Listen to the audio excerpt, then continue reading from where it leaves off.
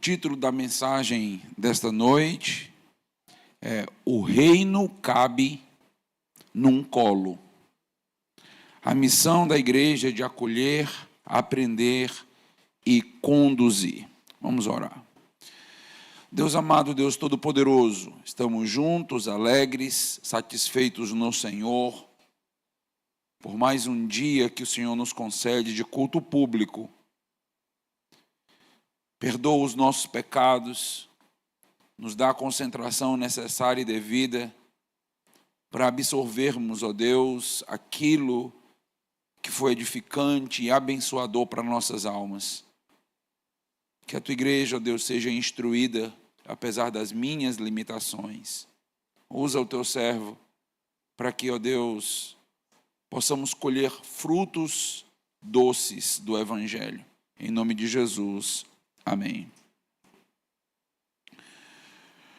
Conta-se uma história, é chamada de a história da menina sem voz.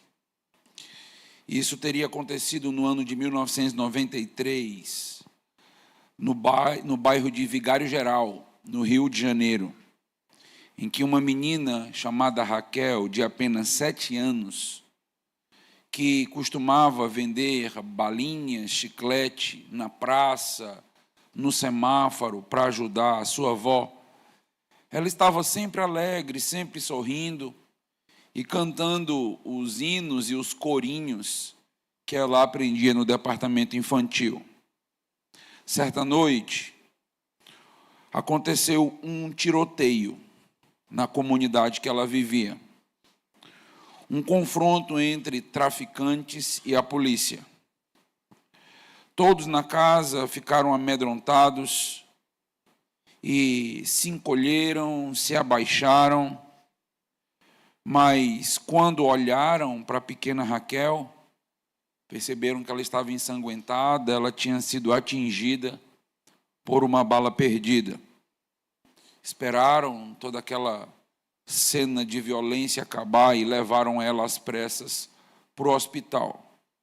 Ela sobreviveu, mas muitas sequelas e necessitou aí de vários meses de tratamento intenso. Quando Raquel estava prestes a receber alta no hospital, um repórter entrevistou e fez a seguinte pergunta para ela: Raquel, agora que você está voltando para casa, o que você mais gostaria? O que você quer fazer agora? E a resposta dela, em lágrimas, deixou todo mundo boquiaberto. Ela respondeu: eu quero ir para a igreja.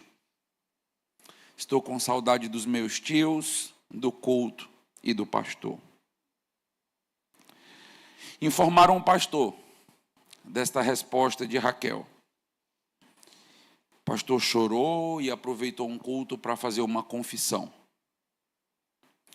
Nas palavras dele, estávamos tão ocupados com os adultos, tão ocupados com as programações, com construções, com as obras, que esquecemos da nossa ovelhinha mais frágil. Não devemos esquecer que as pessoas são mais importantes do que as coisas. Meus irmãos, quantos em nossas igrejas são negligenciados, desvalorizados, principalmente quando nós nos direcionamos às crianças? Será que as crianças se sentem amadas no meio da igreja? Se sentem bem-vindas, acolhidas, cuidadas, pastoreadas? Será que sentimos falta das crianças quando elas ficam ausentes do culto? Será que sequer percebemos ou notamos? Quantas vezes corremos o risco de, como igreja, ficarmos míope espiritualmente falando e começarmos a olhar para as crianças da igreja como se elas estivessem apenas atrapalhando os adultos, atrapalhando os cultos, quase como uma espécie de peso sobre nós, sobre a igreja. Quantas vezes nós corremos o risco de, assim como os discípulos de Jesus, chegarmos a dizer: agora não, crianças, Jesus tem coisas mais importantes. Não vamos perder tempo com vocês. Existem assuntos mais sérios para o Senhor. Deixe-me começar essa noite dizendo de uma maneira enfática, pública, como pastor desta igreja. Se você está aqui no nosso meio, congregando conosco, nos visitando, ou é membro desta comunidade específica, e você não gosta de crianças, não gosta das crianças desta igreja, saiba que você não é bem-vindo aqui. E quem está dizendo isso de púlpito é o pastor dessa igreja. A Igreja Batista Regular Canaã ama, investe, se empenha e valoriza muito as crianças. Qualquer pessoa que estiver conosco, que fizer parte dessa igreja, precisa começar a orar para aprender a abraçar as nossas causas, as nossas lutas espirituais, aprender a amar e cuidar das nossas crianças, como se fossem também seus filhos. Entenda que o nosso departamento infantil, ele não é um espaço ou um momento à parte, apenas para que a gente possa promover entretenimento para as crianças. É um ministério, meus irmãos.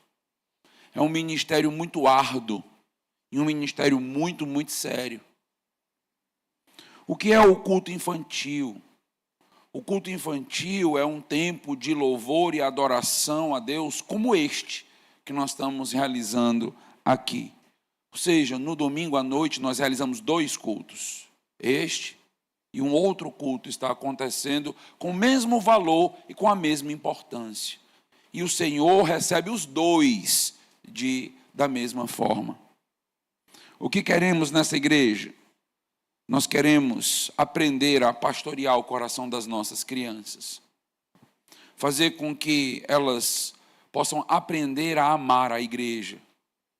Seus filhos precisam amar essa igreja, amar esse local. Precisam crescer criando afetividade por tudo aquilo que elas estão usufruindo aqui. E fazemos isso porque as crianças são valiosas para Jesus, para Deus. Em determinado momento do ministério do Senhor, ao ser questionado, ele parou tudo o que ele fazia, olhou para os seus discípulos e ele disse: deixai vir a mim os pequeninos, não os impeçais, porque dos tais é o reino dos céus. Abra sua Bíblia comigo. Evangelho segundo Mateus, capítulo 19. Vamos ler a partir do versículo 13. Mateus, capítulo de número 19, versículo 13 em diante.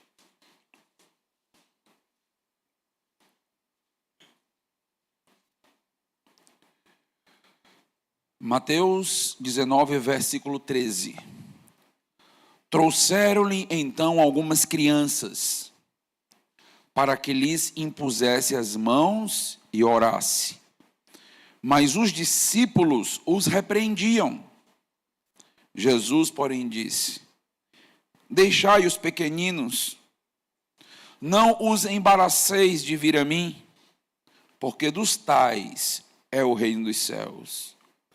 E tendo-lhes imposto as mãos, retirou-se dali. Deixe-me dar para os amados um pouco do contexto bíblico e teológico do Evangelho de Mateus, para situarmos esta passagem. Mateus escreve para mostrar que Jesus Cristo é o Messias, ele é o Filho de Deus, e ele vai então assumir o reino prometido, um reino que ele veio inaugurar na sua ressurreição. Este é o grande tema que costura todo o evangelho de Mateus, o reino de Deus.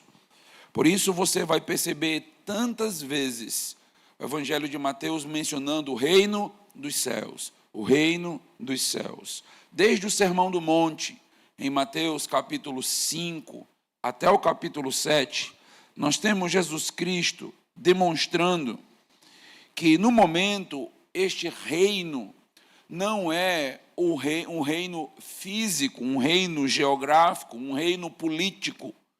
Este reino ocorrerá no milênio, mas há uma expressão do reino de Deus a partir da ressurreição de Jesus Cristo já na terra. E este reino, meus irmãos, ele é bem mais interno do que externo. As características do reino na atualidade, inaugurado pela ressurreição, são características que esse mundo desconhece. Quando Mateus pinta o quadro do reino, certamente vai causar estranheza para o mundo, porque o mundo que está acostumado com sucesso, com prosperidade, com poder, com força, o que Jesus Cristo fala sobre o reino, o quadro pintado por Mateus vai contra todo esse tipo de pensamento que temos do reino. Por exemplo, em Mateus capítulo 5, quando nós temos o início do Sermão do Monte, e Jesus Cristo vai começar o trato sobre o reino, ele nos diz que bem-aventurados são os pobres de espírito, porque deles é o reino dos céus. O reino dos céus pertence aos humildes de espírito, aos quebrantados de espírito, aqueles que não precisam de pedestal, aqueles que não são arrogantes, soberbos.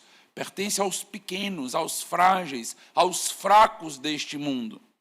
Quem, em sã consciência, iria propor um reino para os pobres de espírito, para os frágeis, para os fracos? Mas esse é o reino de Deus. Ele é um reino contracultural, contra expectativas que nós criamos neste mundo. Além disso, nós conseguimos perceber claramente que a lógica do reino em Mateus, ela é invertida à lógica do mundo.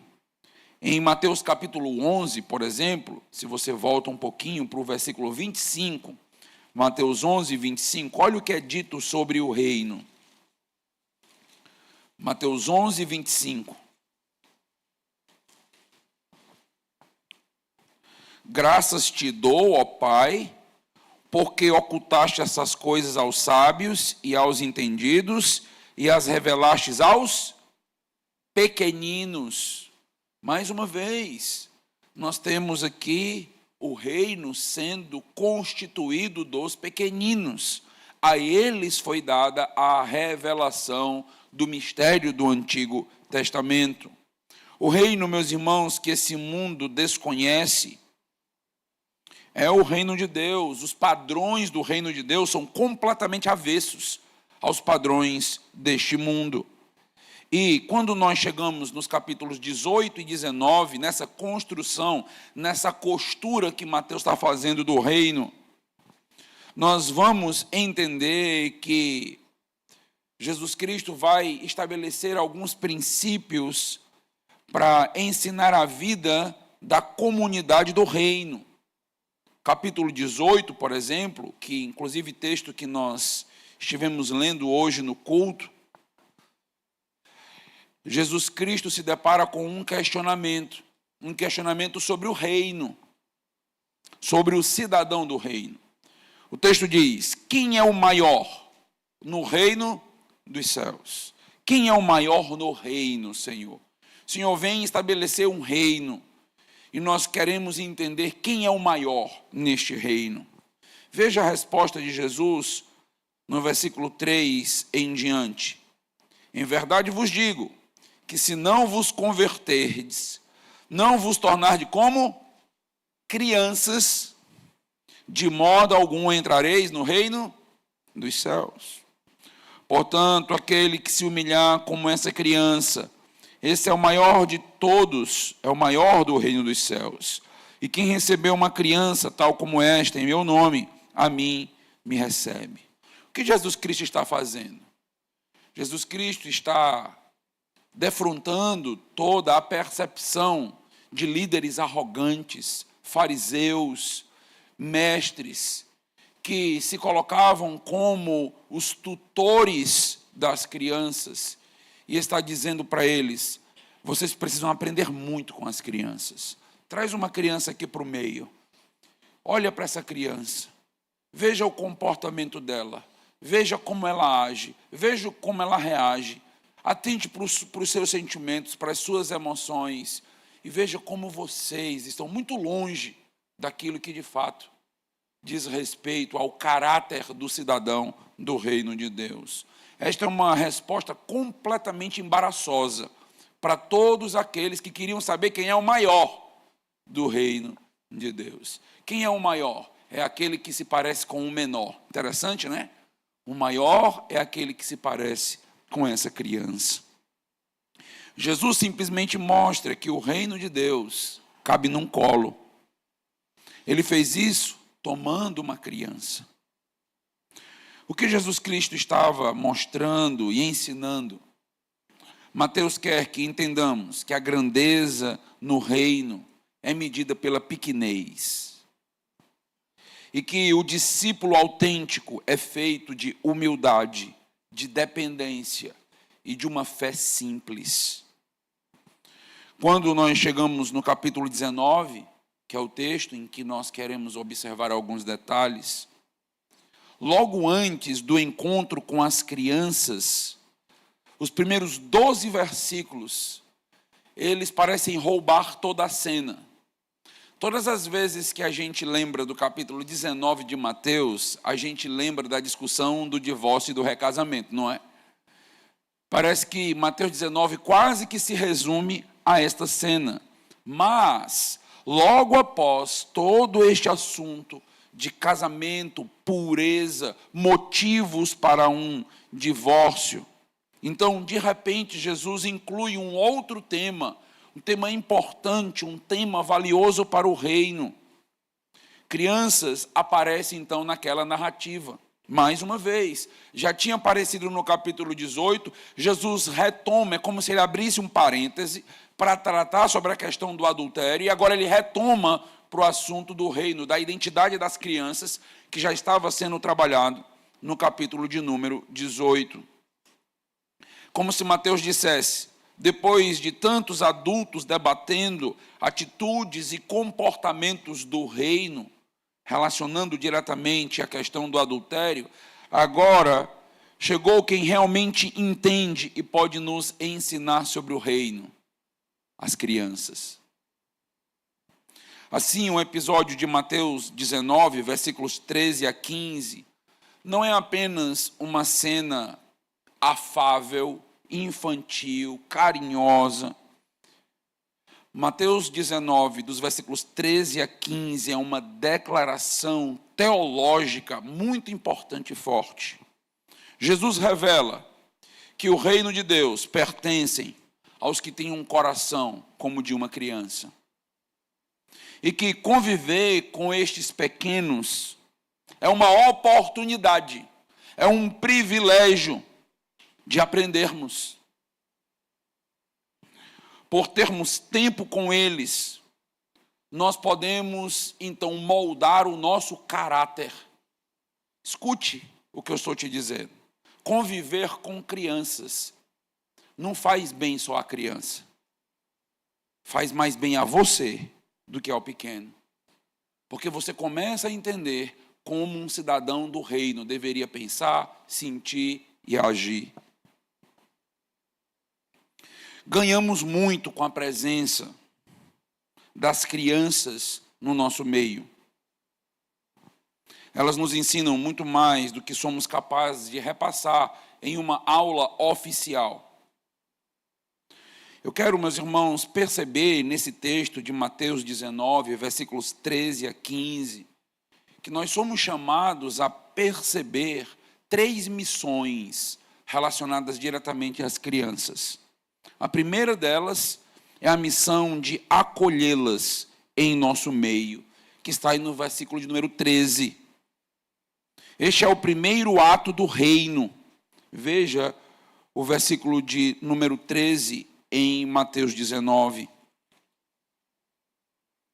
Então trouxeram algumas crianças a Jesus para que lhes impusesse as mãos e orasse, mas os discípulos o repreendiam. Os discípulos achavam que estavam protegendo Jesus de distrações. Afinal, Jesus tinha que pregar em muitos vilarejos, o evangelho precisava ser espalhado, Jesus tinha muitas curas para realizar, muitos milagres ainda para acontecer. E de repente, alguns pais trazem algumas crianças para fazer uma solicitação para Jesus que parece descabida.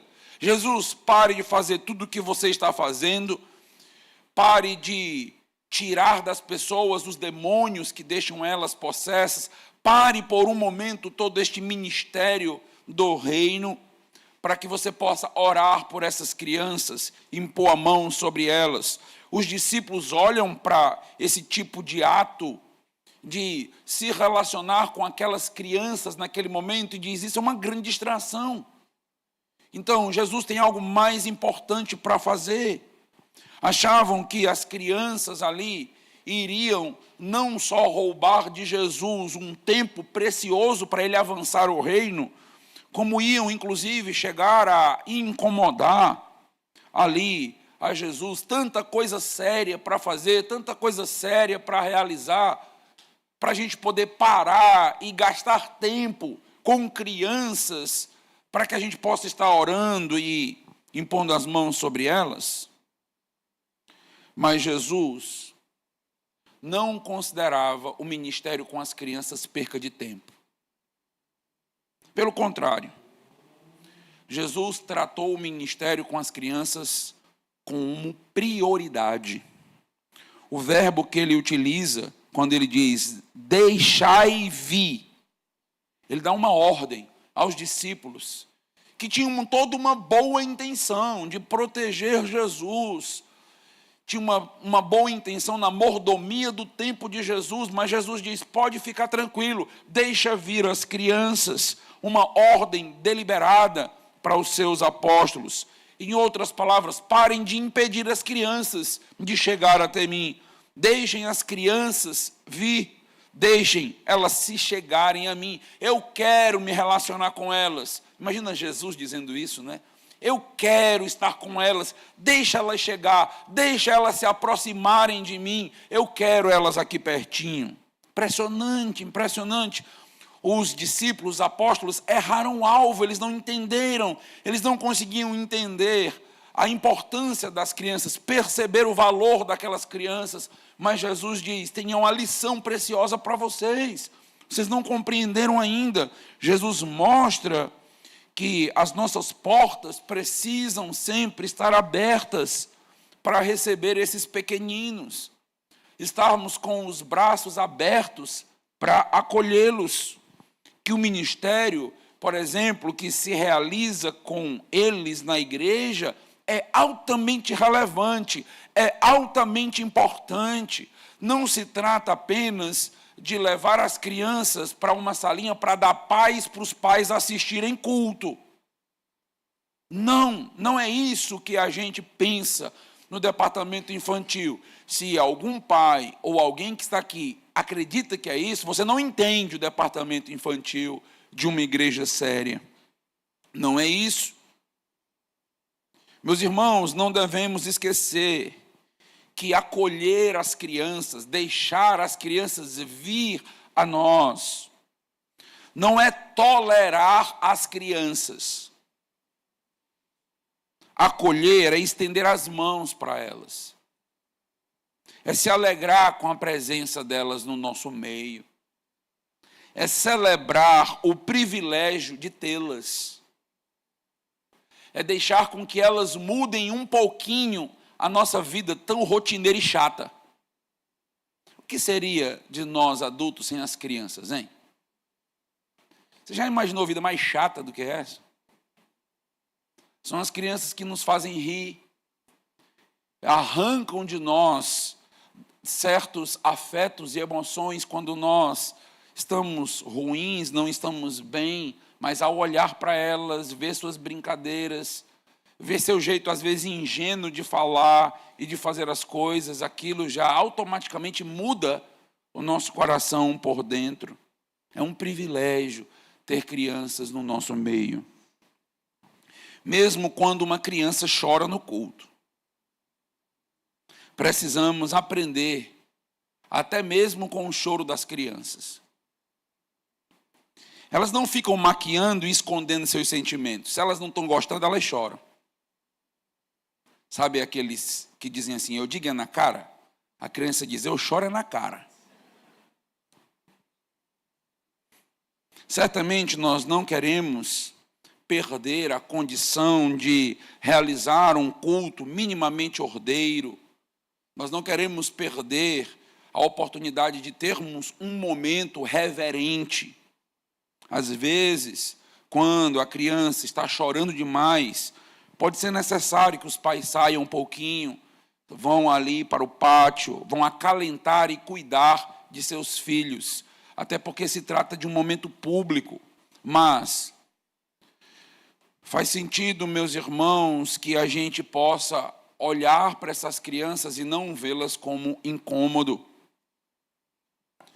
E se for necessário permanecer no mesmo ambiente com essas crianças, mesmo que elas estiverem chorando, nós precisamos ter largueza e paciência. Nós já fomos também chorões. E infelizmente, escute o que eu estou dizendo, infelizmente, nem todos aqui tiveram a oportunidade de chorar numa igreja evangélica. Eu me converti depois dos 20 anos de idade.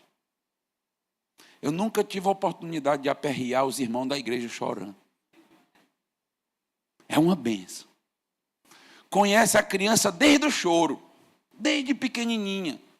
Elas vão crescendo, e a gente vai conseguindo compartilhar da vida delas desde muito pequena, conhecendo até o jeito delas de pensar, de fazer, de agir, de reagir. É uma grande bênção, uma grande família. Precisamos nos treinar para ter paciência com as crianças. Vou vir para o culto, estou sem paciência. Ore. Uma vez eu fui procurado por um irmão, uns anos atrás. Pastor, é porque tem que tirar essas crianças do culto, pastor, não consigo ter paciência. Eu disse, pô, vai embora você. Eu digo, eu vou mandar as crianças embora porque tu não tem paciência? É sério isso? Ainda me procura, ainda tem a coragem de dizer para o pastor para eu mandar as crianças embora? Vocês estão por fora do que a gente escuta. Precisamos crescer até em paciência. Precisamos aprender a suportar. Não se incomode tanto, ore a Deus. Veja se os pais estão precisando de algum tipo de ajuda, sempre instruímos os diáconos nisso. Para se há alguma necessidade, se tem uma criança chorando muito, veja se ela precisa ser direcionada ao berçário, até para o conforto dela mesma. Não é só para o nosso alívio, não. Pense na criança que está chorando sem parar. Pense nela. É retirar ela do culto por causa dela. Ela está precisando de atenção. Talvez fome, talvez alguma dor, algum cuidado extra que não pode ser realizado aqui. Não é porque os adultos estão incomodados. Porque nós já somos adultos. E nós aprendemos a suportar as coisas. Entenda que o ministério que nós promovemos aqui na nossa igreja não é um ministério de recreação. É discipulado. As crianças não vão para as salinhas para ficar lá assistindo 1 hora de vídeos. Elas prestam culto ao Senhor. Seus filhos estão adorando a Deus. Eles estão vindo para essa igreja para aprender Bíblia e crescer com o Senhor. Se você é um pai crente, uma mãe crente, você entende do valor do que eu estou dizendo. Quem fecha o coração para uma criança não tem ainda o reino no seu próprio coração. A segunda missão que nós vemos no texto está no versículo 14. A missão de aprender com elas o caminho do reino. Jesus diz no versículo 14, porque dos tais é o reino dos céus. Jesus não diz, para tais será o reino dos céus, mas para tais é o reino dos céus. Tempo presente. As crianças não são apenas o futuro da igreja. Elas já são um modelo do reino no presente. São o presente para a igreja e o presente da igreja. As crianças são um exemplo para todos nós, porque elas, com muito pouco, já são capazes de crer. É impressionante isso, é impressionante. Impressionante a dureza de coração que a nossa natureza pecaminosa vai fazendo a gente acumular com o passar dos anos. Vamos nos tornando céticos, duvidosos de tudo. Nós começamos a desconfiar de tudo e de todos. Mas, meus irmãos, as crianças são capazes de crer com um simples evangelho pregado, sem muitas questões profundas, sem muitas discussões, sem muitos usos e costumes no radar. Evangelho puro e simples. É impressionante. Diferente dos adultos, elas confiam antes de fazer vários cálculos de riscos. Já percebeu que crianças perdoam e têm uma grande dificuldade de guardar mágoa? Elas vão brincar, você cria uma rodinha, coloca um brinquedo, cada uma começa, é meu. A outra, puxa, é meu. Começa. Daqui a pouco um bate no outro. Aí vai lá os pais, separa. Daqui a pouco, sabe o que elas estão fazendo de novo? Brincando junto de novo. Você diz, mas como é que pode? Acabou de dar uma tapa nele. Já está brincando com ela de novo? Já está brincando com ele de novo?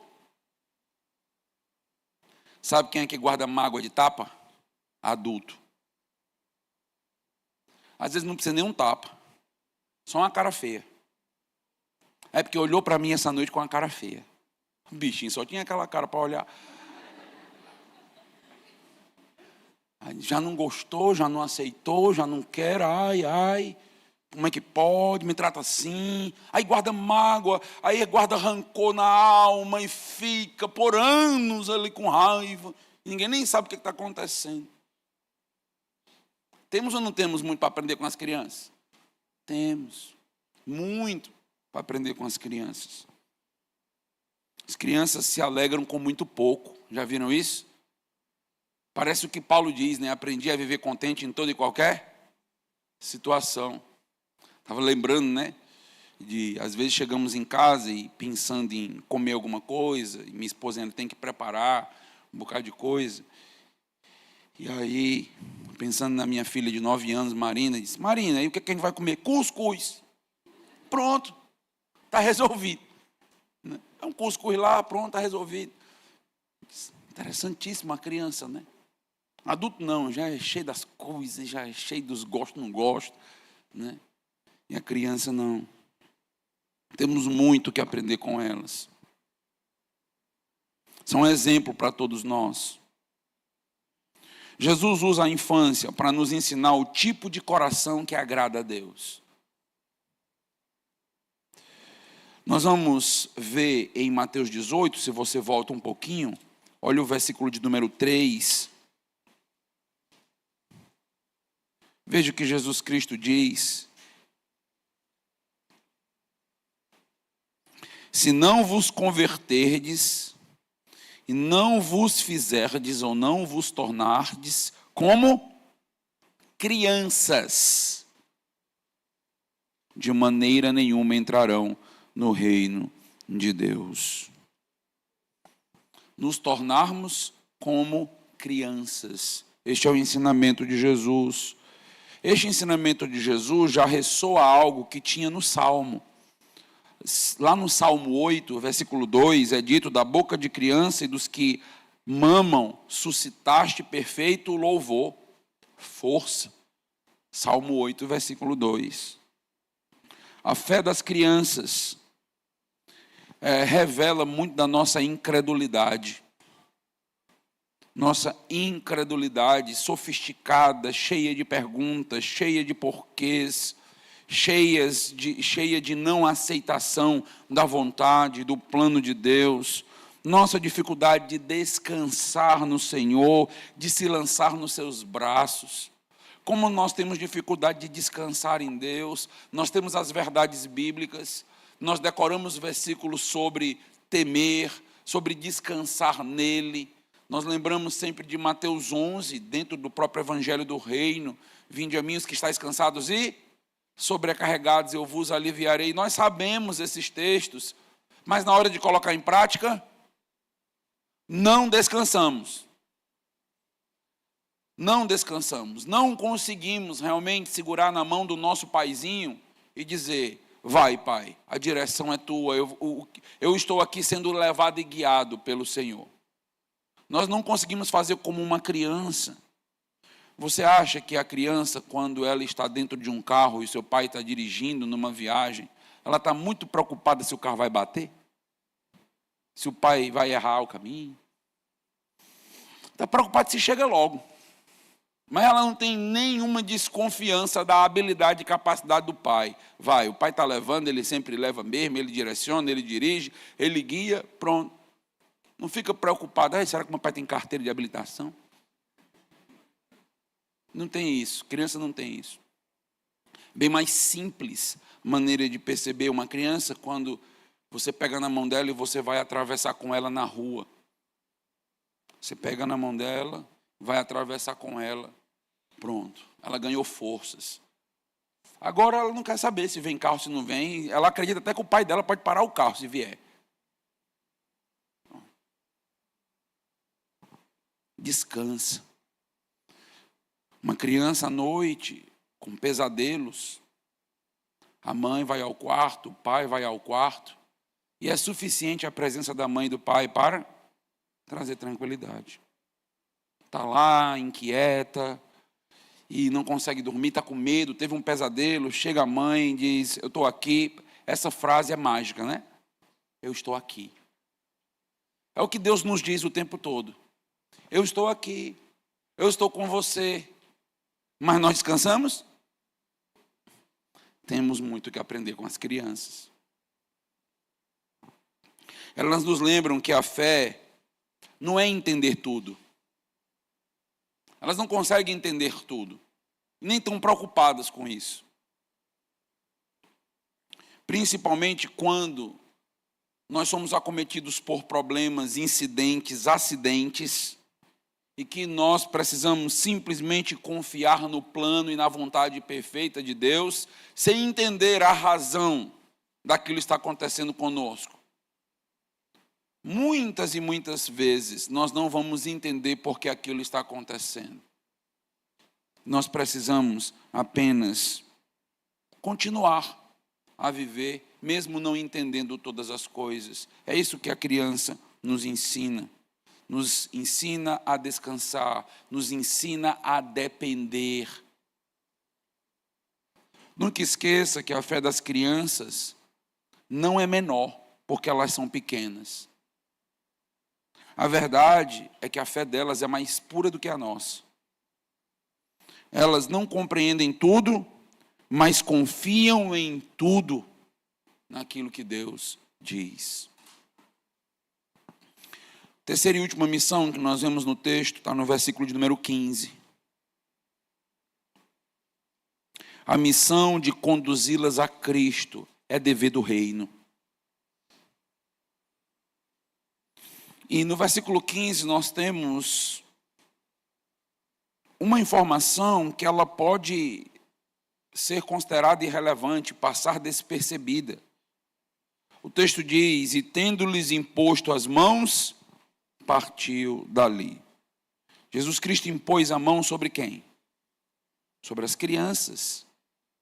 Imposição de mãos, meus irmãos, é uma doutrina robusta. Normalmente, nós nem valorizamos muito o que está sendo dito aqui no versículo 15. Parece algo banal. Passamos por cima. Mas o que está sendo dito aqui, meus irmãos, é que Jesus as abençoou. A imposição de mãos no Antigo Testamento era um ato de reconhecimento, inclusive de unção litúrgica. Um rei era ungido com óleo, com mãos. O sacerdote era ungido com óleos, com imposição de mãos. No Novo Testamento, nós temos a imposição de mãos também para o reconhecimento do chamado pastoral. Quando alguém se levanta para um ministério e a igreja o reconhece, os líderes reconhecem aquele caráter aprovado, há uma imposição de mãos. Não sei se os irmãos lembram, mas recentemente nós tivemos o culto aqui de ordenação, né, do pastor Márcio, e nós tivemos um momento onde os pastores, líderes, os nossos diáconos, estavam fazendo imposição de mãos. A imposição de mãos não é nada místico, não se trata de repassar poder ou coisas semelhantes, se trata de um reconhecimento. Se trata de dizer: nós reconhecemos, nós estamos com você, nós respeitamos a sua autoridade. Isso é uma imposição de mãos pastoral. Jesus Cristo impõe as mãos sobre aquelas crianças, cuidando delas, abençoando elas espiritualmente. Imposição de mãos sobre crianças era uma bênção espiritual que acontecia. Não era muito comum. Normalmente apenas os pais faziam isso com as crianças. E o que nós temos, meus irmãos, é justamente essa bênção acontecendo. Jesus cuidando delas. É nossa missão, meus irmãos, abençoar as crianças. A igreja não foi chamada para ser expert em fazer festinhas, programações infantis. Tudo isso faz parte de um propósito maior e melhor: abençoar, cuidar, pastorear. Não é um fim em si mesmo, é um meio para que elas possam ser abençoadas. Nossa meta é abençoar, é guiá-las até Cristo, é não impedi-las. Os discípulos estão impedindo as crianças de chegar até Jesus, e nós não queremos seguir nesse mesmo caminho. Nós queremos ser facilitadores para que as crianças cheguem diante do altar do Senhor. Nós queremos conduzi-las até Cristo. Nós queremos dizer para elas: Cristo se importa com você. Cristo gosta da sua presença. Cristo quer que você se chegue a Ele. Nesse sentido, nós temos que nos colocar como canais em que leva essas crianças até o altar, até a cruz. Deixa eu dizer algo que a gente precisa guardar no coração. Evangelizar uma criança é plantar um reino num solo de um coração muito fértil. Todas as estatísticas comprovam que a maioria maciça das conversões ocorre na infância. Nós temos testemunhos de grandes líderes cristãos que se converteram aos 2 anos, aos 4 anos, aos 6 anos, aos 7 anos. Esta é a idade em que mais floresce conversões na glória. Sabe o que é que vai acontecer nos céus? Diante do tribunal de Cristo, quem está aí comigo no pequeno grupo, né, estudando escatologia, o que vai acontecer? A gente imagina assim uma fila, né, para a gente poder tentar ter um mínimo de uma analogia, né? todo mundo esperando ali receber suas coroas, né? Dentro do tribunal de Cristo com os galardões. E eu imagino o seguinte, lá na frente, estão todos os professores do departamento infantil, lá atrás os pastores. Porque quem mais leva pessoas a Cristo não é pastor. Às vezes a gente recebe a honra e a glória porque a gente batiza. Mas a maioria das conversões não acontece aqui no templo. Acontece lá na sala. É lá onde tem quebrantamento. É lá onde muitas são transformadas. É lá onde os professores estão ensinando o evangelho numa semana, na outra semana, discipulando, fortalecendo, explicando. E as crianças, às vezes, elas dizem ter tomado uma decisão, não compreenderam bem, aí vai reafirmar, e os professores lá na labuta, ensinando. Tem uma estatística interessante que fala que a maioria dos líderes, pastores bem-sucedidos no reino foram crianças convertidas. Espetacular, né? Espetacular. Foram crianças que estavam participando de OANSE, de ministérios em que elas estavam já desde muito pequena aprendendo, decorando versículos, cresceram amando a igreja. Cresceram amando os tios, amando o dia das crianças na igreja, amando o departamento infantil. E esse amor todo foi usado por Deus para que eles se tornassem pastores e missionárias. Muitas missionárias foram pastoreadas na igreja. E hoje elas querem salvar crianças ao redor do mundo. Meus amados irmãos, muitos dos nossos próximos pastores e missionários estão ali, ó. Próxima geração de líderes está lá. Não está entre nós. Nós já estamos mais para lá do que para cá. Está lá. São eles que estão aprendendo, crescendo. São eles que estão se convertendo. Se é assim, meus irmãos, se a maioria das conversões acontece lá, esse é o nosso campo que branqueja. Esse é o maior campo missionário da igreja. É esse. O departamento infantil acaba sendo a maior agência missionária de uma igreja. E os nossos professores de departamento são os maiores missionários que a gente tem. Por isso a gente precisa, num dia dos professores, agradecer a Deus, orar pela vida de cada professor que se dedicou durante todo o ano para fazer esse trabalho com tanto afinco, com tanto amor e com tanta dedicação. Porque, meus amados irmãos, o campo já branqueja e as pessoas estão se convertendo ali. Nós precisamos orar pelo nosso departamento infantil, por nossas crianças, para que nenhuma criança possa passar toda a sua infância aqui, crescer, se tornar jovem, adulto e ir para o inferno. Nós precisamos nos preocupar com isso. Por isso nós não estamos brincando de igreja, brincando de entreter crianças. Porque nós não queremos que essas crianças cresçam e nós percebamos só lá na frente que elas nunca tinham realmente tido uma conversão genuína e verdadeira. Nós precisamos atentar uma por uma. Ontem nós tivemos mais de 80 crianças na igreja, e eu estou falando disso mesmo, uma por uma. É isso mesmo. Porque se a gente perder uma ovelha das 100, a gente já deveria deixar 99 e ir atrás da uma perdida.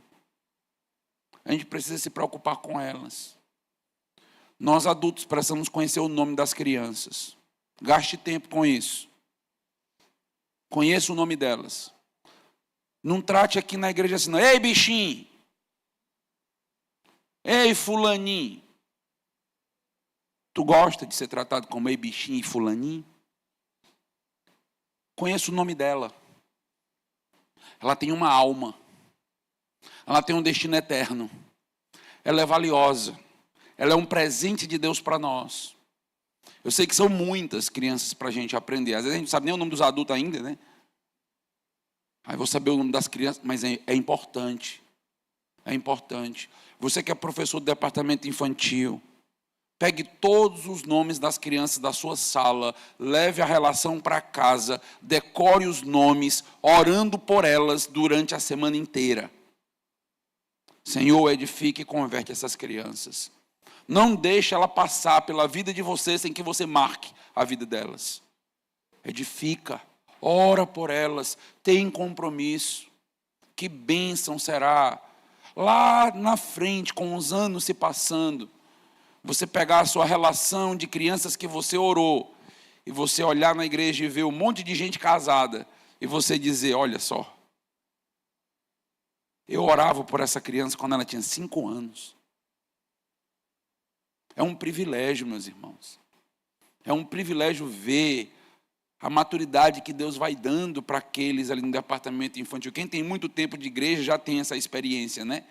De ensinar a criança desde muito cedo e ver a criança crescer, passar por mocidade, casar.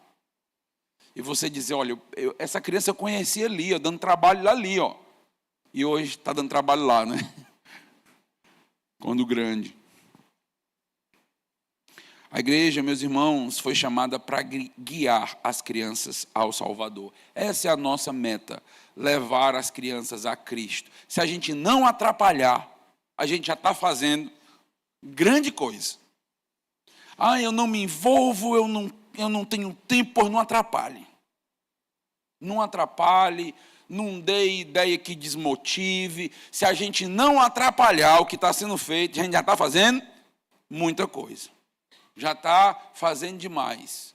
Veja em que você pode ajudar, como você pode ajudar. Às vezes você não quer ser professor, não pode ser professor por algum motivo, mas você pode ajudar de alguma maneira, pegando a relação das crianças, orando por elas, sabendo quem elas são, vendo as crianças que têm necessidade na igreja, ajudando, as crianças que precisam de algum apoio, crianças mais pobres e necessitadas, que precisam de uma melhor alimentação, que precisam de uma ajuda na escola, e você pode ser uma bênção. Nós podemos ser uma grande bênção. Não deixe uma criança passar por nossa vida sem que a gente mude a vida delas. Não deixe, não deixe. As crianças que chegam no nosso meio, elas precisam ser profundamente impactadas pelo amor cristão. Meus irmãos, esta é a nossa missão, este é o nosso campo. Algumas reflexões para que a gente encerre. Para os pais. O primeiro culto das crianças ocorre e acontece em casa. Não transfira a sua responsabilidade para a igreja. Já estou levando para a igreja? Isso é errado. Esse tipo de pensamento é equivocado. Sua missão como pai e mãe não é só trazer para a igreja. Vai muito além disso. E espiritualmente falando, vai muito além disso.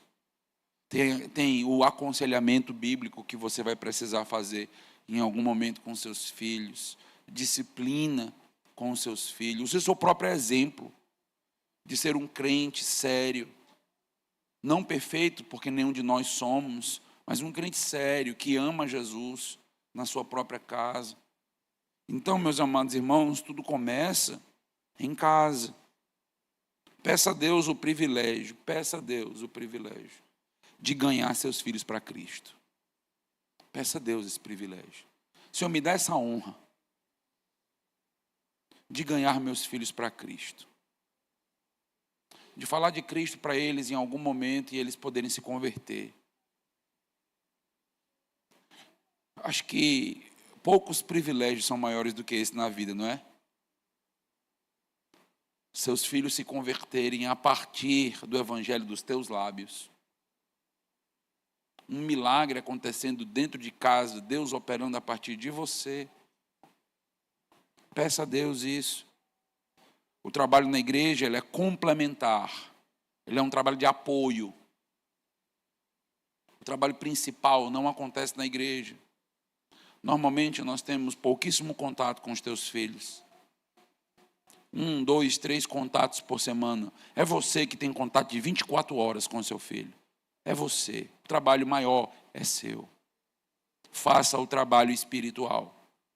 Nós vamos errar o alvo. Se os nossos filhos crescerem, amadurecerem, eles passarem em um vestibular, tiverem um bom emprego, se tornarem um bom cidadão, mas se eles forem para o inferno. A responsabilidade da conversão não é sua, não é minha como pai. Só Deus pode converter. Mas nossos joelhos precisam estar no chão, pedindo diariamente: Senhor, converte os meus filhos. Nós não podemos, como pais, ter olhos enxutos para isso. Se você tem filhos descrentes, você já deve ter tido algum dia de insônia por causa disso. Se você nunca teve, tem alguma coisa errada com a sua vida espiritual. Insônias, o que vai acontecer com a minha filha, o que vai acontecer com o meu filho. Senhor, converte, Senhor, transforma, Senhor, tem misericórdia, apesar de mim, apesar das minhas falhas, dos meus erros, transforma, Senhor, age com graça, age com misericórdia, porque conversão é um milagre, faz, Senhor, opera isso na minha casa. Nós precisamos incessantemente orar por eles, incessantemente. Líderes da igreja, levem o ministério infantil a sério. Ministério infantil não é um ministério de segunda categoria, que se você não conseguiu fazer para adultos, você vai fazer para criança. Como se você fosse rebaixado, fosse a série B da igreja, né? Como eu não consegui jogar na série A, então eu vou jogar na série B. Os músicos, né? Como eu não consegui tocar no culto principal, aí é o jeito de ir lá e tocar no culto com as crianças. É o jeito. Se você pensa assim, é melhor você não tocar nem no culto de domingo à noite, aqui e nem lá. Seu coração está completamente errado, distorcido. Você não tem visão de reino. Nós não queremos ninguém descomprometido no departamento infantil.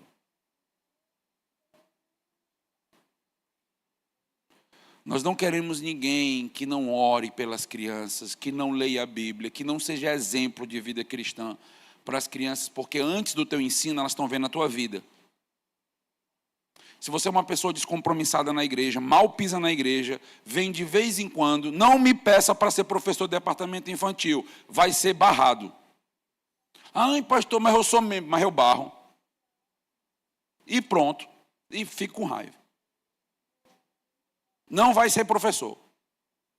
Por quê? Porque você não tem testemunho. Você não ama a igreja, não ama o rei, não tem compromisso. Vem para a igreja do jeito que quer, quando quer, e olhe lá. Aí você quer ser... Eu não quero que as crianças olhem para a tua vida e se multipliquem olhando para a tua vida. Eu não quero. Eu quero que essas crianças tenham um exemplo de crentes compromissados, que amam a Deus, que amam o evangelho. E elas olhem para aqueles tios e elas digam: um dia eu vou ser igual ao meu tio. Um dia eu vou ser igual a ele. Um dia eu vou ser igual a ela. É isso que nós queremos. Multiplicar crentes sérios. Desde a infância. É isso que a gente quer. Nunca faça algo para o departamento infantil de maneira displicente e sem excelência, pensando assim: ah, é para crianças, né? Elas não vão notar, elas não vão perceber. Não vão notar e não vão perceber o quê?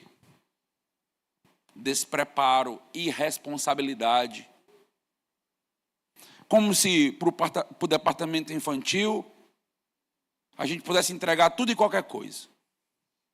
Quando é que você estuda para o departamento infantil? Vai dar aula no domingo. Ah, eu estudo domingo de manhãzinha. Passa a semana todinha sem conseguir orar pelas crianças, sem conseguir nem pegar na lição. E assim, meia hora antes de entrar na sala de aula. Ou então, nem deu tempo de meia hora. Ou, hoje, pastor, foi o jeito. Peguei a lição e entrei. Você acha que Deus está feliz com isso? Você acha que Deus vai olhar para esse tipo de trabalho e abençoar? Nós não podemos fazer o trabalho do Senhor relaxadamente. Talvez a criança não perceba, mas o Senhor delas, aquele que as tomou como exemplo, as abençoou, colocou a mão sobre elas, Ele sabe tudo o que nós estamos fazendo. Ele sabe se nós estamos levando a sério ou não o trabalho. Se soubermos que alguém está sendo negligente com as crianças que nós amamos nessa igreja, nós vamos tomar providências e vamos ter que afastar. É assim mesmo. Mas vai ficar difícil porque a gente já tem poucos professores.